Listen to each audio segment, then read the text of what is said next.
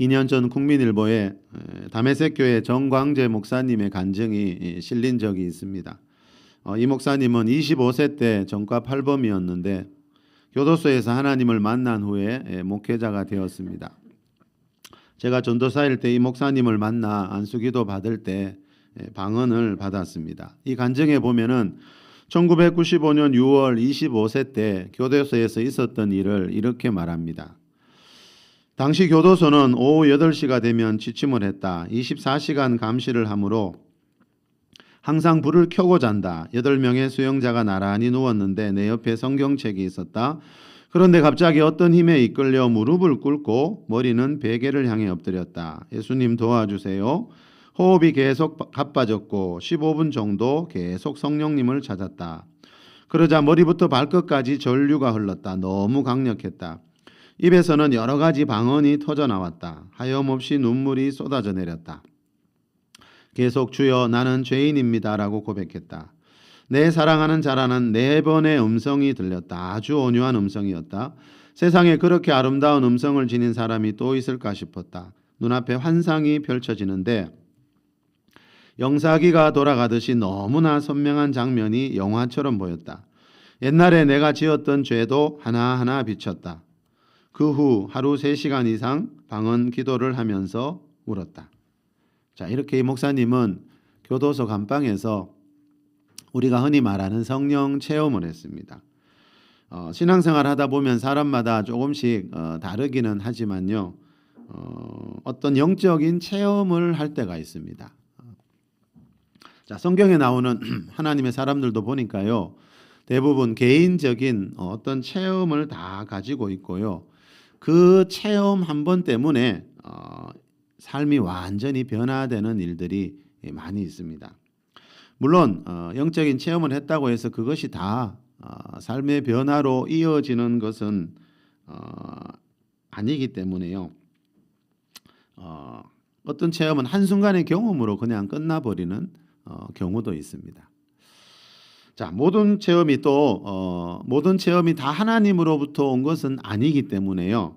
체험을 했다고 해서 그 체험이 항상 좋은 결과만을 낳는 것은 아닙니다. 고린도후서 11장 4절에 보면요. 사탄도 자기를 광명의 천사로 가장하나니라는 말씀이 나옵니다. 가장한다는 말은 알아보기 힘들 정도로 아주 비슷하게 나타난다는 거죠. 자, 이 말은 다르게 말하면 사탄이 주는 영적인 체험도 있다는 겁니다. 그래서 어떤 영적인 체험을 하든지 간에요. 체험을 한 뒤에 가장 먼저 해야 할 일은 요한일서 4장 1절 말씀처럼 그것이 하나님께 속한 것인지 하나님으로부터 온 것인지를 분별해야 한다는 겁니다. 고린도전서 12장 7절에 보면요. 각 사람에게 성령을 나타내심은 유익하게 하려 하심이라 그랬습니다. 자, 하나님의 영이신 성령님은 각 사람에게 나타나고 싶어 하는 분이라는 겁니다. 각 사람은 모든 그리스도인들을 말하지요. 자, 성령님은 각 사람에게 나타나시는 분이기 때문에 성령님이 각 사람에게 나타나실 때 어떤 일들이 일어나는지 성경을 통해 알고 있어야 우리가 사단이 가장해서 나타날 때 분별할 수 있다라는 거죠.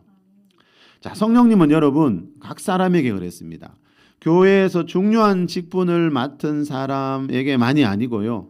또 예수 믿은 지 몇 년, 몇십 년 된 사람에게만이 아니라 각 사람에게 모든 그리스도인들에게 나타나시고 싶어 한다는 겁니다. 그 이유가 뭐라 그랬지요?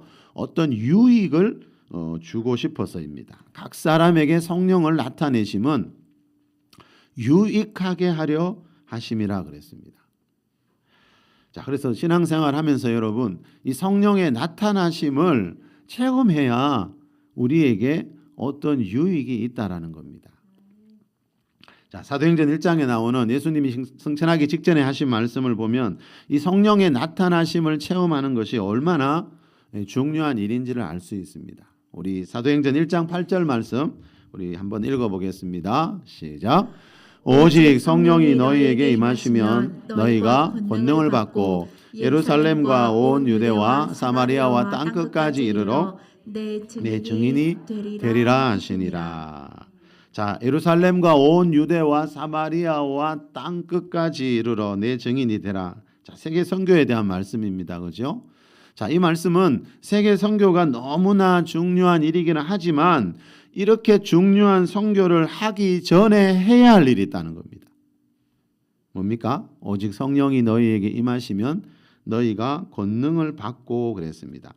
자, 성령이 너희에게 임하시는 성령 체험을 한 뒤에 세계 선교도 하라는 겁니다.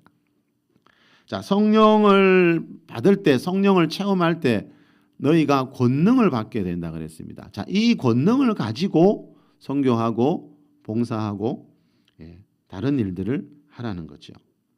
자, 이 말은 여러분, 하나님의 일은요, 우리 인간적인 열심만 가지고 되는 것이 아니라는 겁니다.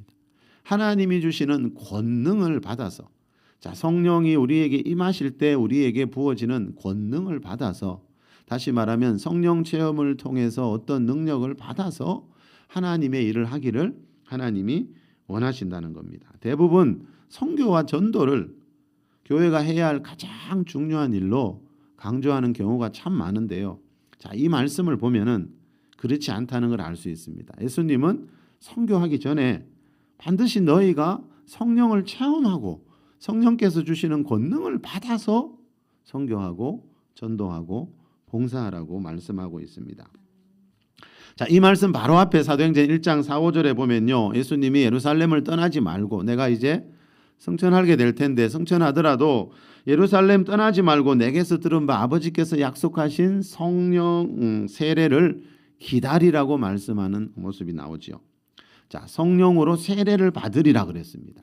자, 물 세례와는 다른 성령 세례가 있다는 겁니다. 그리고 이 성령 세례를 받기 위해서는 이 8절에서 말하는 것처럼 성령이 너희에게 임하셔야 한다는 겁니다. 자, 이 말씀이 이루어진 곳이 어디라 그랬습니까? 지난 주일이 성령 강림 주일이었는데 이 사도행전 1장 5절과 8절에서 말씀하는 이 말씀이 이루어진 것이 우리가 잘 아는 사도행전 2장의 오순절 성령 강림 사건입니다. 그 사도행전 2장 4절에 보면은 그들이 다 성령의 충만함을 받고 성령이 말하게 하심을 따라 다른 방언으로 즉 다른 언어들로 즉 방언으로 말하기를 시작했다라고 나옵니다. 자, 예수님이 사도행전 1장 5절에서 말씀하신 성령 세례가 뭔가 하면 그 2장 4절에서 말하는 오순절에 이루어진 그 일을 보고 예수님은 성령 세례라고 분명히 말씀하셨다라는 것을 우리가 늘 기억하고 있어야 합니다. 여의도 순복음교회 이영훈 목사님이 어느 언론사와 인터뷰할 때 이런 말을 한 적이 있습니다. 모든 예배 때마다 성령 체험을 사모하고 구역 예배 같은 소그룹 모임, 기도원 모임 등 모든 포커스가 성령 체험에 맞춰져 있습니다. 이 교회는 모든 포커스가 모든 예배가 여러분 구역 예배까지 여러분 대부분 구역 예배를 우리 친교를 위해서 모인다는 말을 참 많이 하더라고요. 그런데 이 교회는 구역 예배까지 친교보다 더 중요한 게 뭐라는 겁니까? 성령 체험하기 위해서 구역 예배를 드린다는 겁니다. 자, 그 이유가 뭐겠습니까? 성령을 체험해야 나에게 유익이 있고 성령을 체험할 때 선교할 수 있는 권능도 우리에게 부어지기 때문이라는 겁니다. 개혁주의 생명신학회라는 단체에서 2015년 10월에 학술 대회를 열었는데요. 이 대회를 소개하는 이 기사에 보니까 이런 말이 나옵니다. 한국교회 회복을 위해서는 결국 기도와 성령으로 돌아가야 한다는 주장이 나왔다. 신학이 발전하면서 기도와 성령운동 등 신비주의적 신앙에 대해 폄훼하는 움직임이 일어나게 되었다. 폄훼라는 말 사전에 보면요, 깎아내리고 헐뜯는다 이렇게 되어 있습니다. 여러분, 신학이 발전하면서요, 무슨 일이 있었나 하면 한국교회 안에서 기도와 성령운동 등 신비주의적 신앙에 대해 폄훼하는 움직임이 교회 안에서 일어났는데 이것 때문에 한국교회의 부흥이 멈추게 되었다는 겁니다. 자, 기도와 성령운동이라는 말에서 알 수 있듯이요, 신비주의적 신앙이란 뭔가 하면요, 기도하면서 이 성령의 나타나심을 체험하는 걸 말합니다. 여러분, 신비주의와 신비주의적인 신앙을 분별할 줄 알아야 됩니다. 교회가 신비주의가 되면 안 되지만 교회 안에 신비주의적인 것들이 없으면 예배를 아무리 많이 드려도 별다른 유익이 없다는 겁니다. 세상과 다를 게 뭐가 있겠습니까? 여러분, 영적인 체험이 필요하다고 하면 많은 분들이 그거 신비주의라고 말하는 분들이 참 많더라고요. 자, 신비주의하고 신비주의적인 신앙하고 우리가 분별이 되지 않기 때문에 그런 말을 하는 겁니다. 자, 이 학술대회에서 말하는 것은 하나님이 한국 교회 안에 주신 신비주의적인 신앙의 모습들이 있는데 그것들을 자꾸 폄훼하는 바람에 깎아내리고 헐뜯는 바람에 그런 것들이 점점 사라져가고 있고 그 결과 한국 교회 부흥이 멈추어 버렸다라는 겁니다. 그래서 신비주의와 신비주의적인 것들을 분별할 줄 알아야 된다는 겁니다. 자, 이 학술 대회를 소개하는 기사의 제목이 뭔가 하면은요. 기도와 성령 체험 사라지면서 한국 교회 힘을 잃었다입니다. 자, 교회는 성령 체험이 없으면 어떤 체험이 없으면 힘을 잃게 됩니다. 무슨 힘입니까? 영적인 힘이겠지요. 자, 이 말은 뭡니까? 교회 안에서 성령 체험은 있어도 되고 없어도 되는 게 아니라는 겁니다. 이 성령 체험이 사라진 뒤부터 한국 교회가 점점 이상해져 가더라는 겁니다. 자, 한국 교회는 이신칭의를 굉장히 강조합니다. 많이 들어보셨지요? 물론 성경에 있는 겁니다. 그런데 그거는 예수님 처음 믿을 때 이야기입니다. 자, 예수님 처음 믿을 때, 예수님을 하나님의 아들로 처음 믿을 때 믿음으로 우리가 의롭다함을 받는다. 자, 이 이신칭의 우리가 예수님 처음 믿을 때 경험하는 겁니다. 자, 예수님 처음 믿을 때 이 이신칭의로 무슨 일이 일어나지요? 죄에서 구원을 받아 하나님 백성이 됩니다. 그죠? 자, 예수님 믿고 죄에서 구원 받을 때 물세례 받죠, 여러분? 자, 다시 말하면 우리가 이신칭의 가지고 이신칭의로 죄에서 구원 받아서 물세례 받을 때 일어나는 일이 있고요. 그리고 그 다음에 예수님이 말씀하신 성령 세례라는 것을 받을 때 또 일어나는 일이 있다는 겁니다.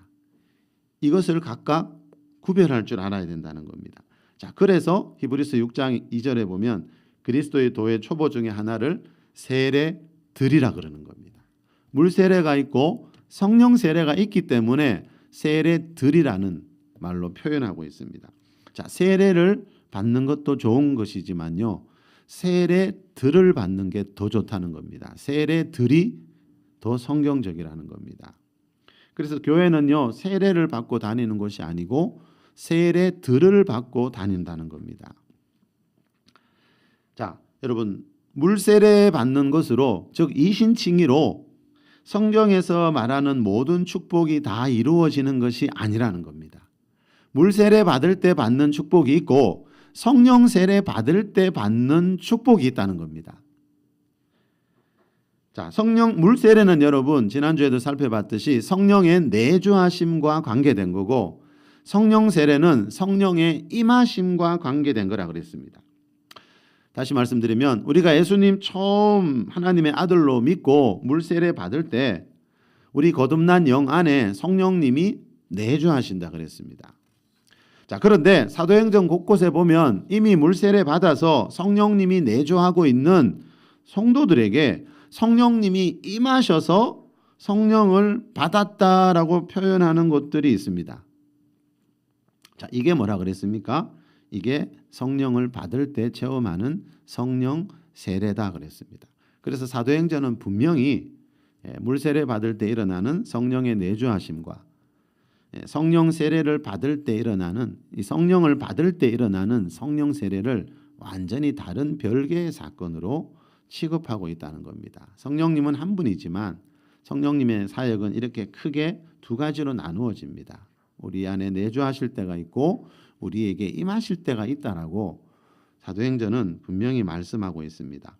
자, 그리고 성령 세례는 한 번이지만 성령 세례를 받은 뒤에 성령의 충만함을 반복해서 받을 수 있다라고 사도행전 2장 4장을 보면은 또 우리가 알 수가 있습니다.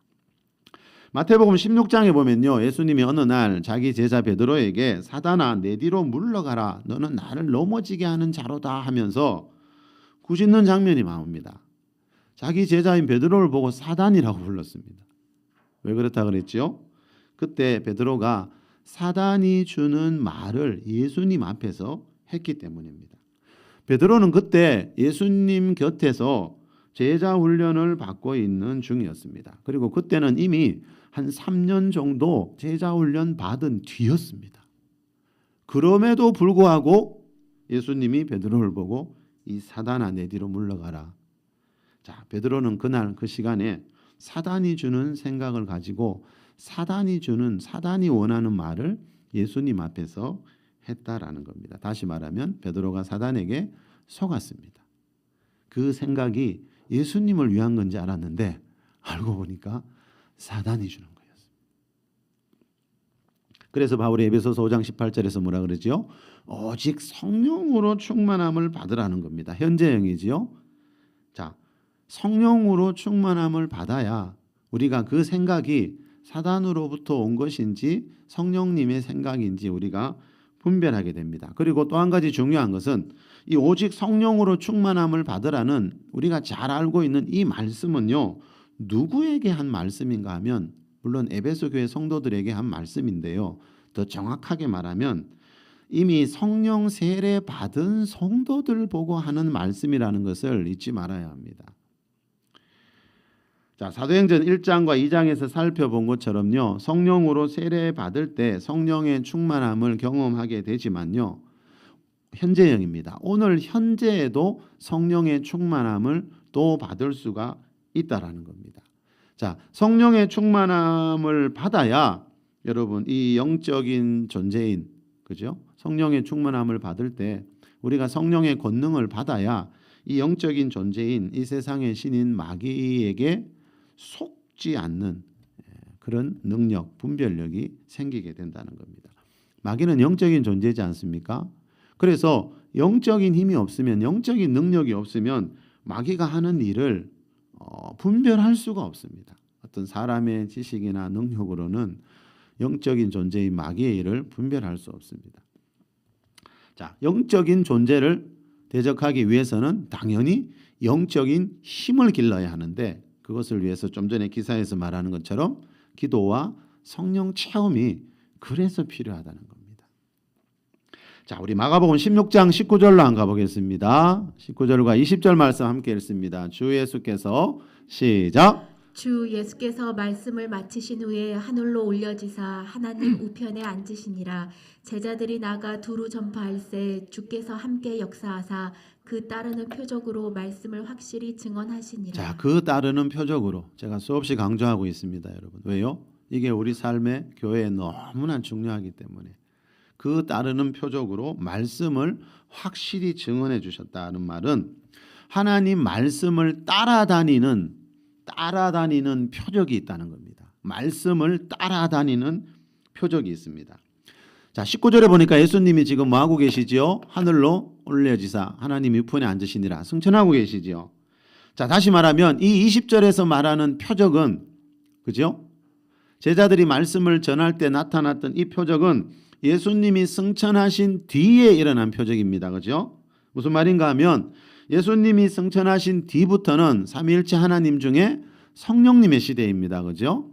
그래서 이 표적은 성령님의 역사고 성령님의 나타나심의 결과라는 겁니다. 신약 시대에 일어나는 모든 하나님의 나라 표적은 이 성령님의 나타나심의 결과로 일어나게 됩니다.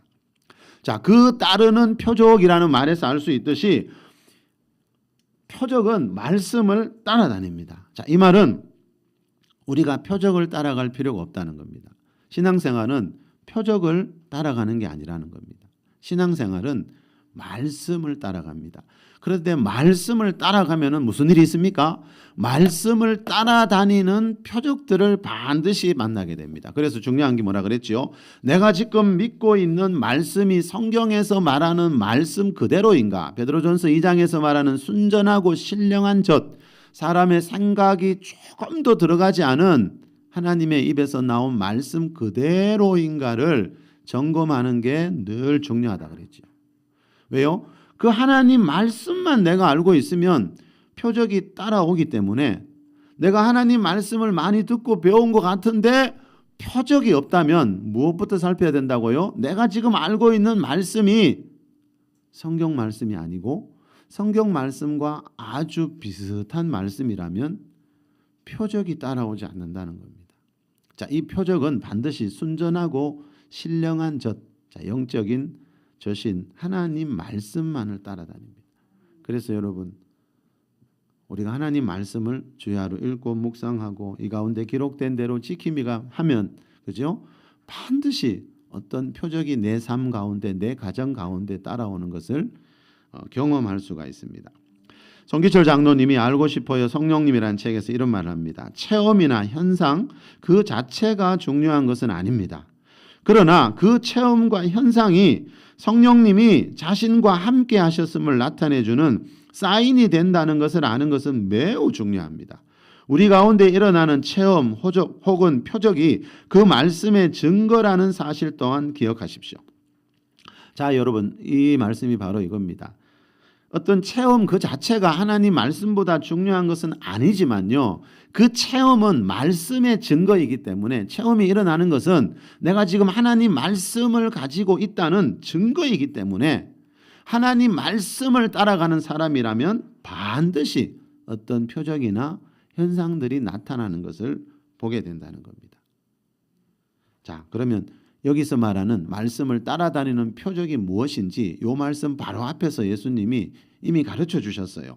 자, 이 말씀 바로 앞에 나오는 마가복음 16장 17절 18절입니다. 시작.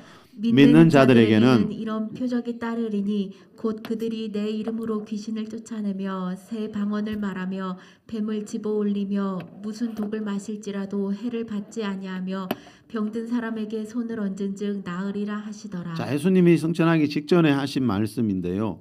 자, 승천하고 난 뒤에 이 표적들이 그대로 나타나더라는 겁니다. 자, 17절에 보니까 믿는 자들에게는 이런 표적이 따르리니 그랬습니다. 자, 믿는 자들이란 말은요. 자, 교회 다닌 지 몇십 년 되고 교회에서 중요한 직분을 맡은 사람들만이 아니고, 그죠? 어제 믿었던, 오늘부터 믿었던, 자, 예수님을 믿고 말씀을 믿는 자들에게는 이 뜻입니다. 자, 예수님을 믿는 자라면 누구나 귀신을 쫓을 수 있고 새 방언을 말하고 독을 마시더라도 해를 입지 않는 이런 초자연적인 보호를 경험할 수 있고요. 병든 사람에게 손을 얹어 치유하는 이런 표적들을 믿는 자들이라면 누구나 경험할 수가 있다라는 겁니다. 자, 예수님을 믿는 자들이 하나님의 말씀, 자, 그 말씀을 가지고 있다면 이 말이죠. 제가 몇 년 전에요, 다른 교회 다니는 어떤 교회 청년 만났을 때요, 그 청년부 집회 인도하러 갔을 때 그 처음 만난 청년이 뭐라 그러나 하면 자기는 교회 나온 지 2번째 되는 날 방언의 은사를 받았대요.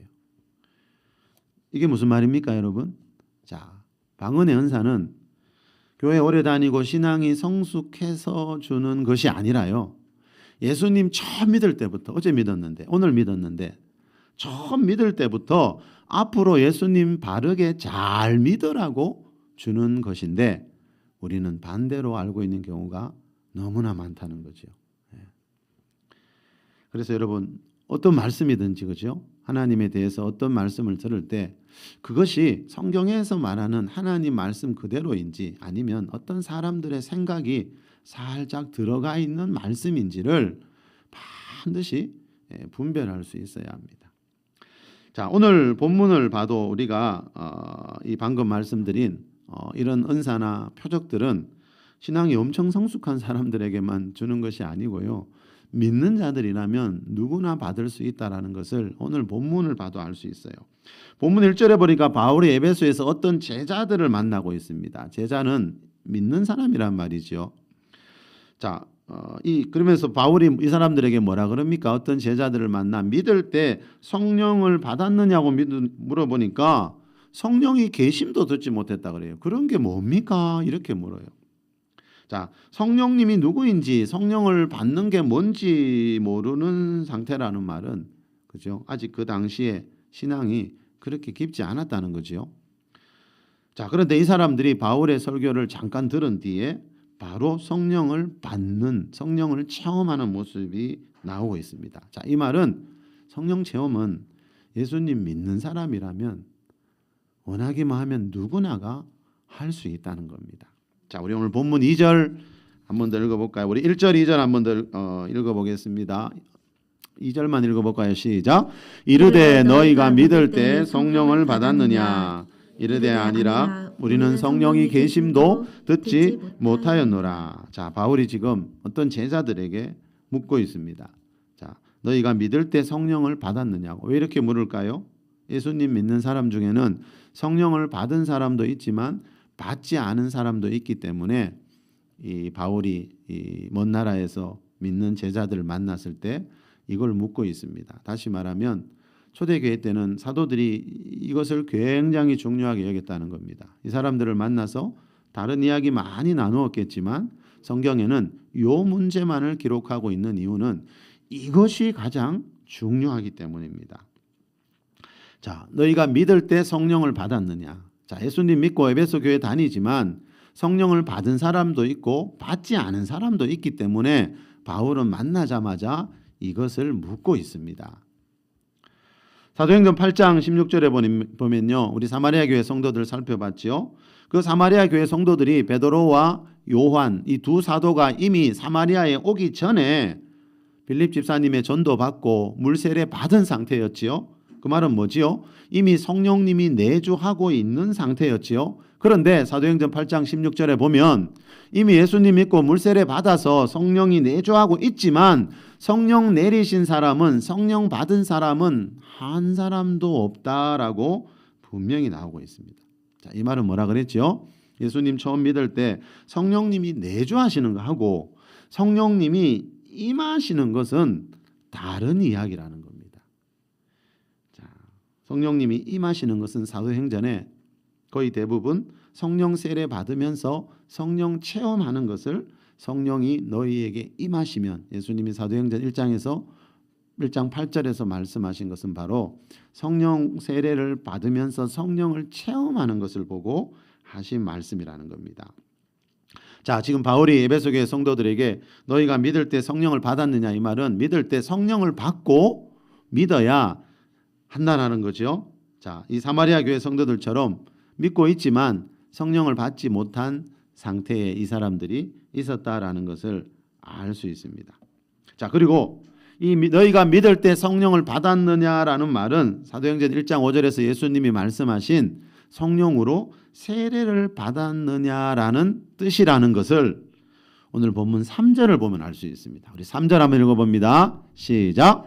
바울이 이르되 그러면 너희가 무슨 세례를 받았느냐? 대답하되 요한의 세례니라. 자, 그러면 너희가 무슨 세례를 받았느냐? 자, 너희가 믿을 때 성령을 받았느냐라고 물으니까 이 사람들이 성령의 계심도 우리는 그런 거 모릅니다. 아직 모릅니다. 그러니까 그러면 너희가 무슨 세례를 받았느냐라고 하면서 바울이 갑자기 세례라는 단어를 언급하는 것을 보면, 자, 2절에서 말하는 믿을 때 성령을 받았느냐라는 말은 너희가 믿을 때 성령으로 세례를 받았느냐라는 뜻이라는 것을 3절을 보면 알 수 있다는 겁니다.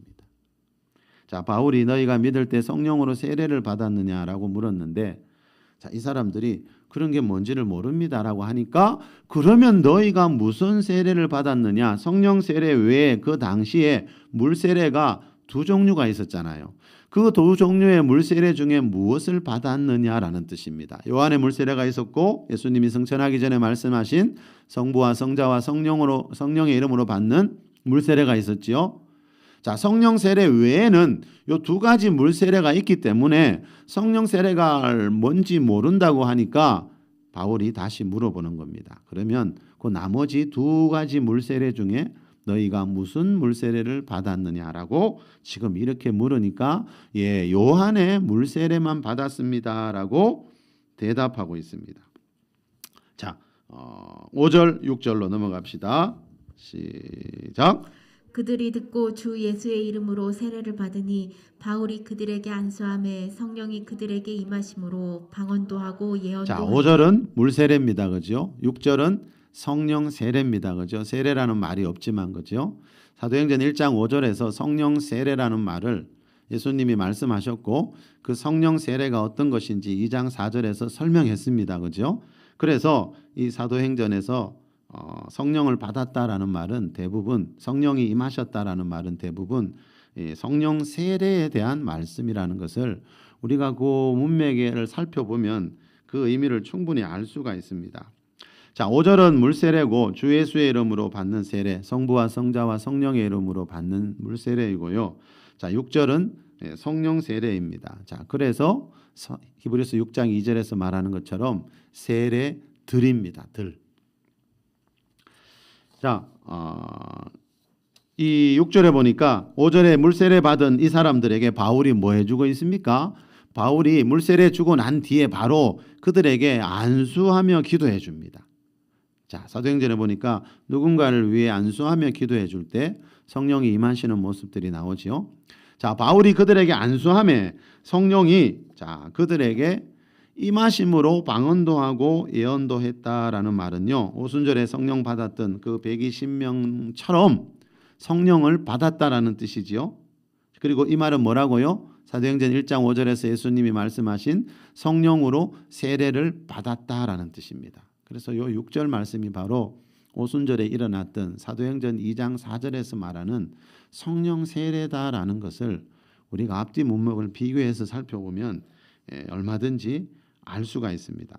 자, 성령이 바울이 그들에게 안수하며 성령이 그들에게 임하셨다 그랬죠. 여기에서 말하는 그들이 누구라고요? 에베소에서 만난 제자들, 성도들이었지요. 그리고 조금 전에 물세례 삼위일체 하나님의 이름으로 물세례 받은 이미 성령님이 내주하고 있는 성도들이지요. 그런 성도들에게 성령님이 임하셔서 방언도 하고 예언도 하게 하는 이것이 바로 예수님이 사도행전 1장 5절에서 말씀하신 성령 세례라는 겁니다. 자, 다시 말하면 이 사람들은 지금 오순절에 120명의 성도들이 경험했던 그 성령님을 똑같이 그 성령 세례를 똑같이 지금 받았다라는 뜻입니다. 자, 이제 마지막으로 이날 성령을 받았던 이 12명의 성도들이 그죠? 성령 세례 받으면서 성령 체험한 뒤에 무슨 일을 했는지 자, 살펴보면서 말씀을 마무리하겠습니다. 우리 오늘 본문 마지막 두 절 8절 9절입니다. 시작. 바울이 회당에 들어가 석 달 동안 담대히 하나님 나라에 관하여 강론하며 권면하되 어떤 사람들은 마음이 굳어 순종하지 않고 무리 앞에서 이 도를 비방하거늘 바울이 그들을 떠나 제자들을 따로 세우고 두란노 서원에서 날마다 강론하니라. 자, 제자들을 따로 세우고 에베소에 있는 두란노 서원에서 날마다 강론했대요. 자, 그러면 여러분 이 두란노 서원에서 날마다 강론할 때 이 제자들 따로 세웠다고 했는데 이 제자들 중에 방금 성령 받았던 이 12명의 제자들이 있었을까요? 없었을까요? 성경은 답을 가르쳐 주진 않지만 우리가 충분히 짐작해 볼 수 있을 것 같아요. 여러분 자 보세요. 사도 바울을 만나서 그죠?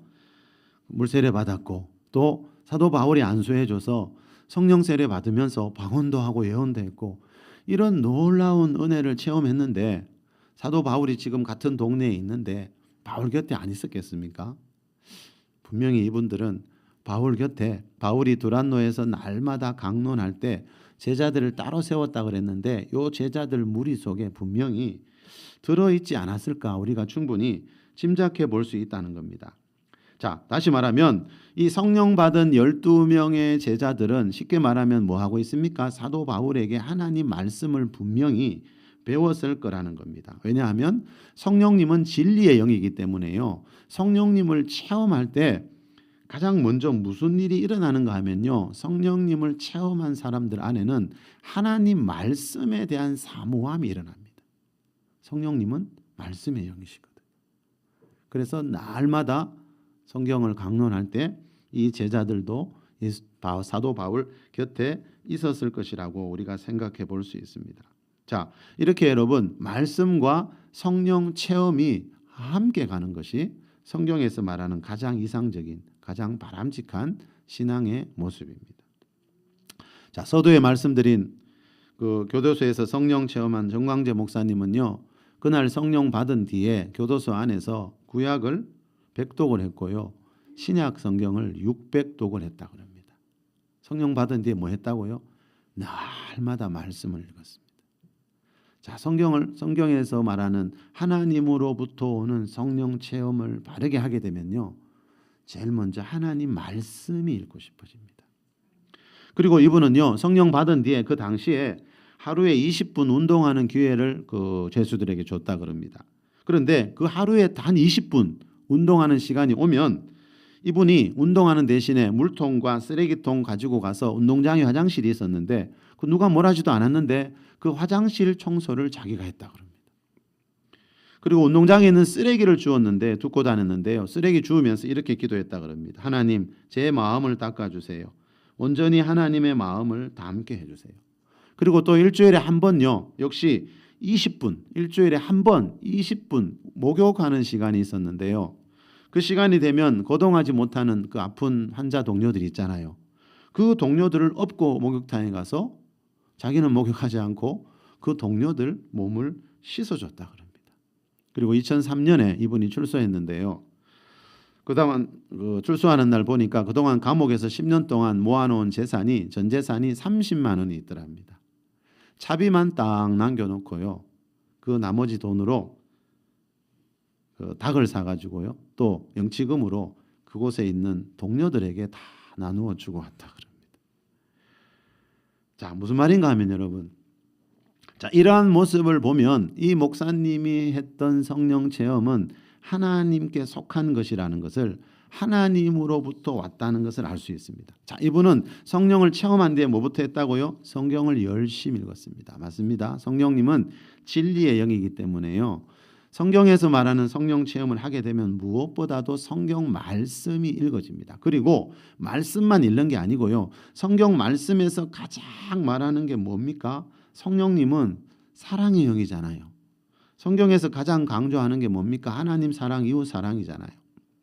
그래서 이분이 성령을 체험한 뒤에 보니까 자기 주위에 있는 그 사람들, 그 영혼의 소중함을 알게 되고 그 사람들을 섬기고 사랑하는 삶을 살았다는 겁니다.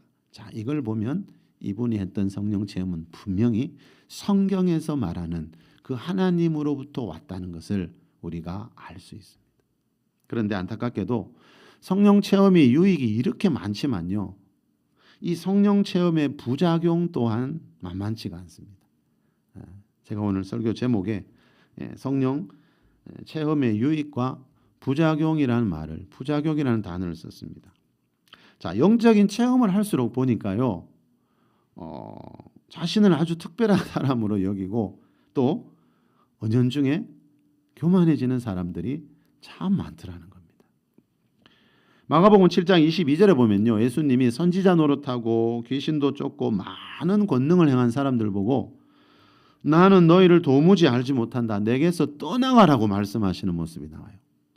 여러분, 선지자 노릇하고 귀신 쫓고 많은 권능을 행했다는 말은 무슨 뜻인가 하면요, 성령 체험을 누구보다도 많이 했다는 겁니다. 귀신 쫓고 권능 행하는 게 사람의 힘으로 안 되잖아요. 자, 이 사람들은 선지자 노릇까지 하면서 이렇게 많은 성령 체험을 했지만 마지막 날 딱 보니까, 그날에 보니까 예수님 오시는 날, 우리가 죽는 날 보니까 예수님이 나는 너희를 모른다라고, 천국에 자리가 없으니까 떠나가라고 그렇게 꾸짖는 모습이 나옵니다. 성령 체험의 가장 큰 부작용이 뭔지 아세요, 여러분? 마음이 교만해져서요, 천국에서 멀어지는 겁니다. 자, 그래서 여러분, 어떤 체험을 하든지 간에 여러분, 우리가 이 목사님처럼요, 말씀을 가까이 하면서 또 다른 영혼들을 섬기고 사랑하는 이런 삶을 살아야 한다라는 겁니다.